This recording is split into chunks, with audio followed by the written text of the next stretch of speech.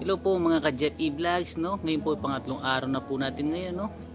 Pag-aaralan po natin ngayon sa ating Autocad na tutorial ay kung paano mag-mirror, mag-trim, mag-extend at mag-offset, no? Paano po ba natin ina-apply sa design po natin yung apat na command na yun ay napaka-importante po para maging perfect or smooth ang ating pagde-design, no? Ano ba bang hinatay po natin? Tara, let's do. Okay, magkape muna tayo. Bago po lahat, no, mag-subscribe muna po kayo dito sa aking channel sa Jeff E Vlogs, no. Maraming salamat.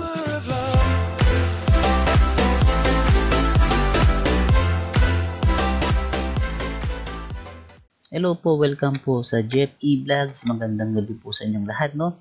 Nandito na po tayo sa lesson 3. Ang pag-aaral po natin ay mirror, trim, extend, offset, no. Paano ba natin magpapag-aralan o magagamit itong apat na command na to pag nagdi-design na tayo, no? Ano pang hinihintay po natin at halina po at gawin na natin, no? I-open na po natin itong icon na Autocad 2016 or kung ano ba mo version ng gamit nyo at naka-open na po yung sa akin, no? Kaya yan, no? Nag-cite na po ako ng example dito, no? Para mabilisan po tayo at mabilis nyo mag-catch up, no? Okay. Pag sinabing mirror po, ano ba bang mirror, di ba? Kapag nagsalamin ka, ibig sabihin, nagduduplicate ka, no? Ibig sabihin, yung original, yung pagiging original mo, naduduplicate ay original din. Hindi pwedeng, pag nag-mirror ka, bawa ako, nag-mirror ako, tapos yung ka-mirror ko ibang hugis, hindi, no? Kung ano yung original, siya rin ang nami-mirror ka. Kagaya nito, ito, no? Nimi-mirror natin ngayon. Ngayon, itong side na to, pag mirror natin, kagaya mapupunta dapat dito. Kaya perfect siya, no? Hindi siya pwedeng, kapag mirror mo to, iba yung lalabas, no? Tignan natin, no? Type nyo lang ang MI for mirror command, no? I, no? Yan. Enter. Yan. Sabi niya dito, mirror select object. Select mo, no? Enter mo ulit, no? Maghahanap siya. Specify first point of mirror line. Either dito or dito, no? Yan. Click natin dito, no? Okay. Meron naman siya sabi. Specify the second point of mirror line. Tapos na tayo dito. Dito natin i-click. Click po natin na. Yan. Ano sabi niya dito? Mirror array source object. Siyempre, yes. Siyempre, sabi niya mirror array source object. No. Enter ulit, no? Yan. Hindi yan. Ito na po yung final na mirror niya, no? Ito po mirror ulit. Mirror. Enter, select object, select nyo to, yan, enter, sabi dito specify first point of line, ito po yung first point nya, sabi dito second point of line, second point, hindi po siya pwede dito kasi hindi siya magmi-mirror siya sa baba, no, kaya dito din siya, parallel siya, no, click yan, tapos, no, okay, yan na po, no, mirror siya, pangatlong example, ito, no, i-mirror natin to sa kabila, no. Okay. Type mirror MI. Select object. Select. Specify first point. First point. Specify second point. Second point. Enter. Yan na, no? Itong last object, no? Mirror ulit. Select mo buo yan. Yan. Enter. First point. Specify first point of mirror line. First point ka dyan. Sabi niyo ulit. Second point of mirror line, second point mo. Yan, no. Ito na siya, ibig sabihin, nag-duplicate siya sa original niya. Nag-duplicate siya sa original niya. Ganun din dito, yan, no. Ganyan na po yung gamit ng mirror, no. Kapag po kasi nag-design ka na less po effort kapag halimbawa gagayahin mo yung kabilang design, kung hindi ba makuha, di ba? Kaya meron siyang command ng mirror, no. Kaya kung ano yung sa kabila ay perfectly siya makukopya sa pamagitan ng mirror, no. Dito na po tayo sa trim, no. Trim. Ano po ba ang trim? Ito yung pagbura sa mga excess na linya, no. Okay. Trim, o sige, proceed na po tayo, no. Example po natin ito, no. Type TR for trim. Ay po yung una siya, trim. Enter, no. Dalawa pong bagay yan, no? Dalawa yung process niya, no? Una, okay, ito muna, trim select object, no? or select all, no? Select all natin, no? Yan. Tapos, sabi nito, fence, crossing, project aids, ano? Yan, ito itong F, no? Specify first point. Yan. Yan. Yan, no? Ganun po siya, no? Meron din po namang trim na kapag dinoble click mo siya, isang enter pa rin, nagmamatic na po siya. Yan. Yan. Ayan. Yan, nagmamatic na po siya yung ano, yung sobrang linya, no? Yan. Yan. Pwede mo select din yan. Select nyo po yan. Ganyan po. Yan. Yan. Yan. Yan. Ganyan lang po yung pag-trim, no? Tapos, sige po natin siya, no? Trim natin ulit. Pwedeng isang ganito, trim. Pindutin mo itong isa. Select mo.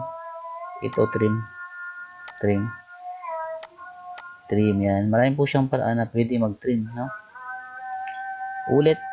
Dalawa. Kung mabilis yung trim, ang gusto nyo, kapag nag-trim kayo, dalawang click sa, no? Kaya sa isa po. Trim, dalawang space or dalawang enter, sa dalawa. Kapag dalawa, nagmamatic na siya. Na yung mga sobrang linya, na ano na niya. Ito, palagay nyo to, maano ba to? Mapuputol? Hindi, no? Kasi tignan mo yung circle, meron siyang circle na ano, na ibig sabihin hindi siya magagalaw, no? Kasi wala siyang ibang collapses, no? Yan po yung iba't ibang gamit ng trim, no? Yan, dadako na po tayo sa extend, no? Extend. Ano po ba yung extend? Ibig sabihin, ito, kung gusto itong linya na to maikli, gusto mo siyang i-extend hanggang dun, or hanggang dito, or hanggang dito, or hanggang dito, yan. Yan, ganyan, ganyan, no? Kasi, imagine mo kung extendin mo, tapos dudugtungin mo ganito, matagal siya, di ba? Yan. Matagal siya, no? Kaya po ganito yung, ano, no?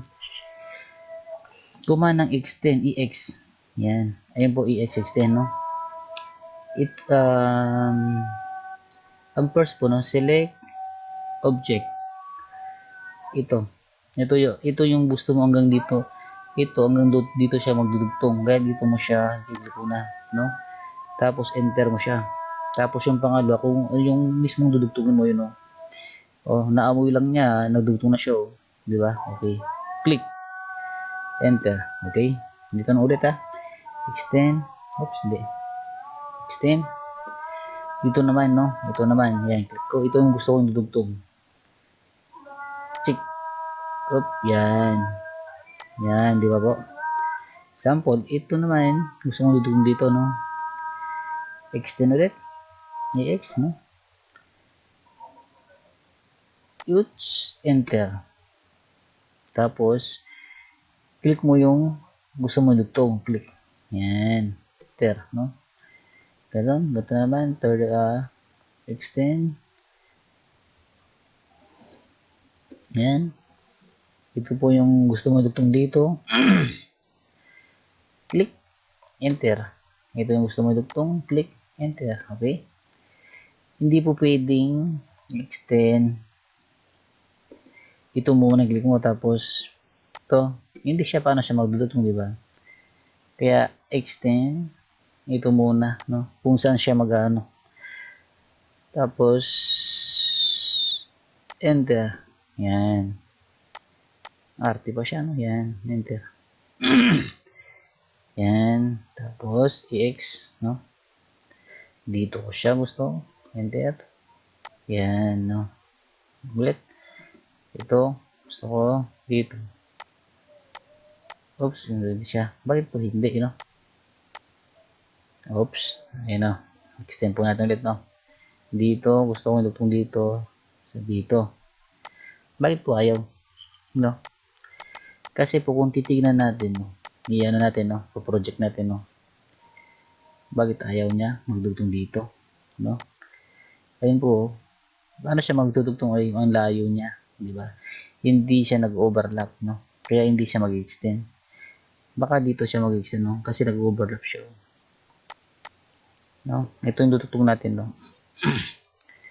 Then, ito, enter. Yan, no? May sabihin, maikli ito, hindi siya nag-overlap, kaya ayaw niya mag-extend, no? Yan po, yan lang po yung gamit ng extend, no? Paulit-ulit nyo lang po yan gawin at mamamaster nyo po siya, no? Pang-apat ay offset, no? Paano po pa nag-offset, no? Offset, halimbawa po itong circle, no? Offset, O, F. Yan, yan po yung ano niya. Offset, enter, enter. Yan, ibig sabihin po yung original niya, pwede mo siyang offset palabas, no? Ibig sabihin, halimbawa, distance, no? Ito, gusto mo siyang offset ng 50 palabas, no? I-ano mo lang dito siya. Yan ang meron dito, 50. Magano ka na lang given na 50. Yan. 50, yan. Enter. Yan siya, no? Ulit po 50. Enter. Yan, 50 ulit, no?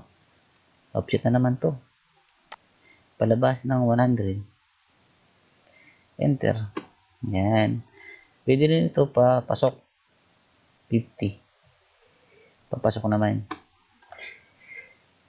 Ibig sabihin ito, tsaka ito, ang difference niya ay 50. Ito, tsaka dito is 100. No? Yun lang po yung yung bilis ng Autocad. Mabilis sa mga command. Kaya kapag nag-design ka, mabilis kang makapagdaro kasi sa mga special na command gaya nito, no? O sige po, no? Basta practice lang po yan. Makukuha nyo yan, no? Wala naman kasing agad na, yung marunong na agad. Kundi, duman muna sa practice, ganyan hanggang sa mag-perfect. Hindi nyo mamamalayan ulit na, wow, dami ko na pang alam sa AutoCAD, nakakapag-design na pala ako, di ba? Di ba? Kaya, keep on practicing lang, no? Tsaka manood kayo ng video ko, syempre, ops.